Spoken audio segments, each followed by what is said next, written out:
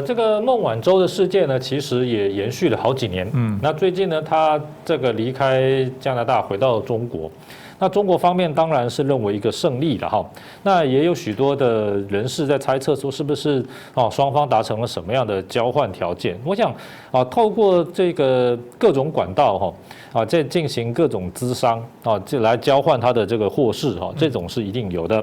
但是呢，重点还是在于说，美国认为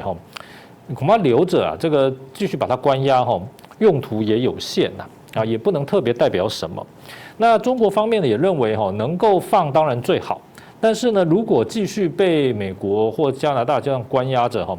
也还是在一个损害可控的状况下，因为毕竟他是公民普通平民不是政府高官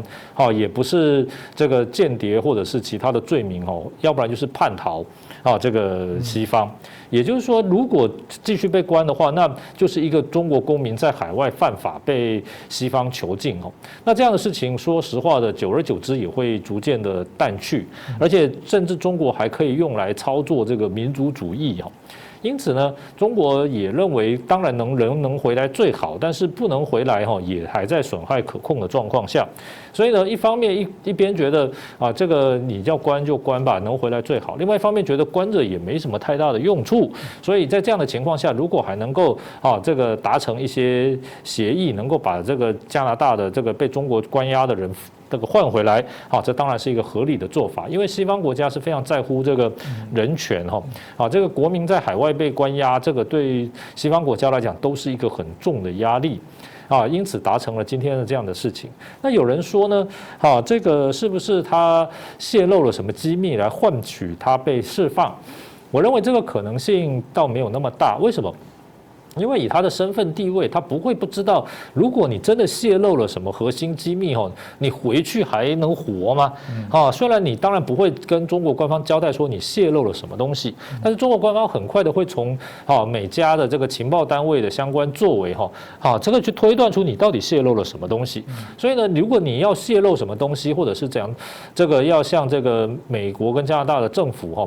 这个用机密来交换的话，你干脆寻求政治庇护算了。那这样就不用回去了。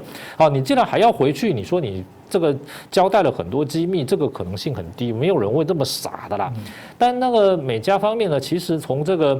关押他、侦查他的这个过程当中我认为其实也是有相当的收获因为你对于这个华为在这个美国在西方的这种财务资料的相关的这种调查其实还是可以查出很多蛛丝马迹包括他在这个美国跟加拿大怎么样透过分公司的方式在从事经营，跟当地华人社会的这种来往情况还有是不是有可能利用公司为一个这个招牌掩护这个情报人员在这边活动我想透过这么长的时间的调查应该美国跟加拿大的情报机构也可以掌握相当的资讯而且呢，对于尔后华为在这些方面的这些相关行为恐怕也有一定的这种抑制作用了毕竟发生过一个这么大的事件。那当然，这个其他的这个他被关押的理由，譬如说跟伊朗的这种贸易违反禁运的规定等等美国认为说也应该给中国一个教训了就是至少不能够做得太明显在这样的情况之下，双方都觉得有所收获。那中国呢，当然能够人回来可以对内宣传说，这个中国官方还是蛮有能力的，所以呢能够顺利让他回来。所以我们可以看到中国大都市很多的大楼还用这个灯海这个打出字来说，这个孟晚舟回来了，欢迎孟晚舟回家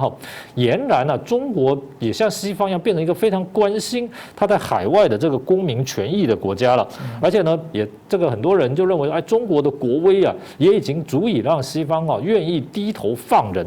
这个也他内宣上一部分也是在有这样的操作。但是随之而来就是缺电嘛，所以也有人在调侃说